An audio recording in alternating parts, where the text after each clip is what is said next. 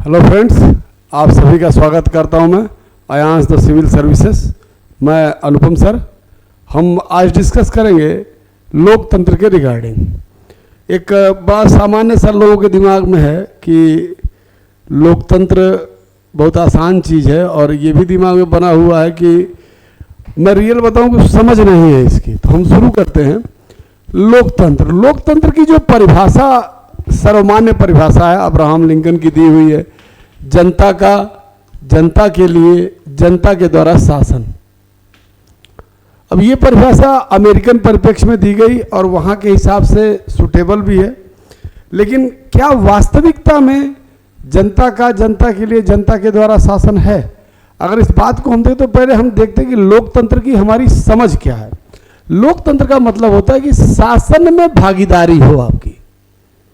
अब शासन में भागीदारी कैसे मिलती है? तो हर पर्सन के पास, वयस्क नागरिक के पास मतदान का अधिकार है, मताधिकार है, राइट टू वोट जिसको बोलते हैं, और दूसरा टू पार्टिसिपेट इन इलेक्शन, चुनाव में भागीदारी का अधिकार है। फिर प्रश्न उठता है कि शासन क्या है? शासन सरकार को 3 अंगों में बांटा गया है: विधायिका, कार्यपालिका और न्यायपालिका।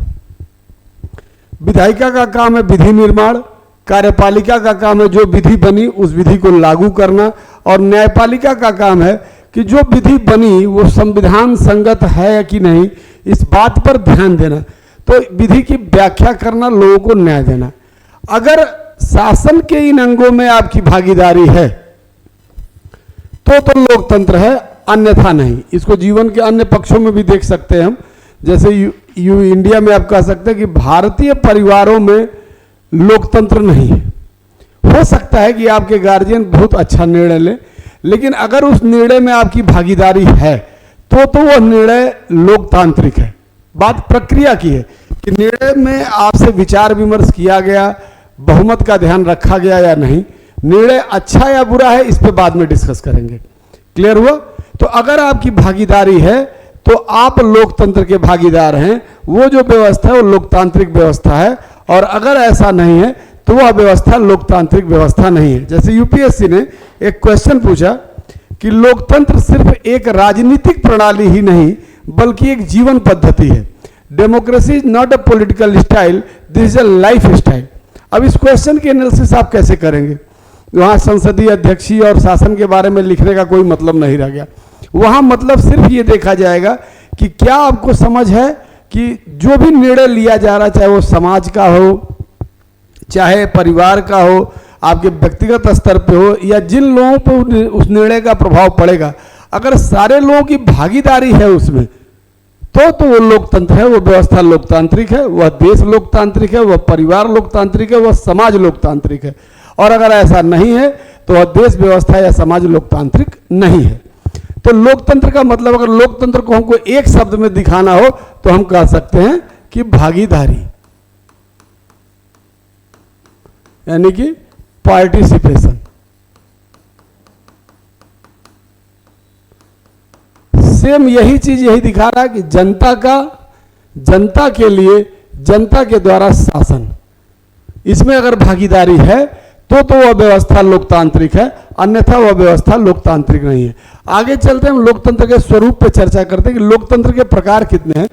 तो प्रत्यक्ष लोकतंत्र और अप्रत्यक्ष लोकतंत्र।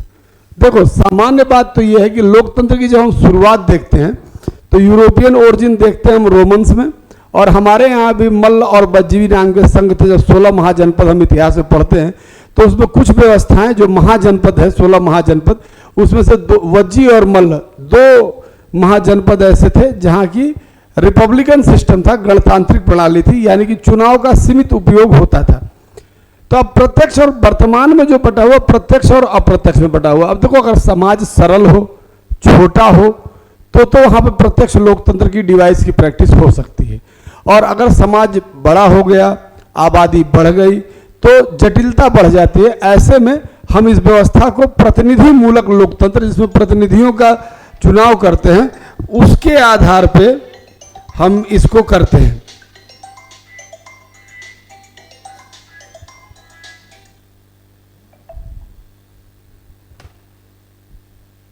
उसके आधार पर हम चुनाव की बात करते हैं। अब प्रतिनिधि मूलक लोकतंत्र में अगर चलें तो दो व्यवस्थाएं आती हैं, संसदीय और अध्यक्षीय। संसदीय व्यवस्था वह है जिसमें बहुमत के आधार पर चुनाव होता है, लोकसभा का चुनाव होता है। जिस राजनीतिक दल या दलों के गठबंधन को बहुमत प्राप्त होता है, उस राजनीतिक दल का नेता मंत्रिपरिषद की स्थापना करता है।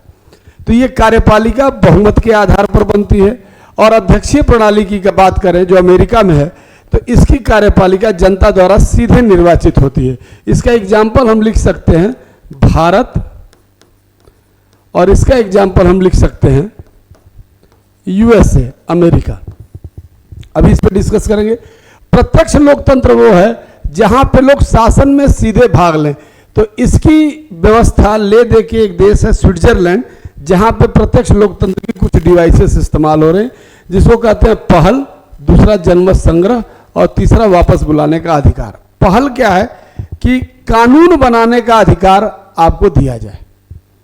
तो वहां पे कोई व्यक्ति अगर कोई कानून बनाना चाहता है तो उसका एक ड्राफ्ट बनाता है और उस ड्राफ्ट को पब्लिश करता है सरकारी विभागों को। अगर 50,000 लोग उस पर साइन कर दें तो पूरे देश में जनमत संग्रह कराया जाता है, और उस जनमत संग्रह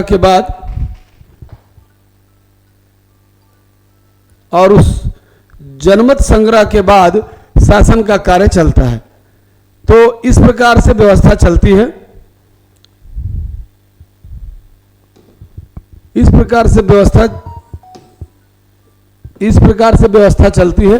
और इसमें वापस बुलाने का अधिकार कि अगर अपने वादे के अनुसार काम न किया जा रहा हो तो निर्वाचित व्यक्ति को वापस बुलाने का अधिकार होता है।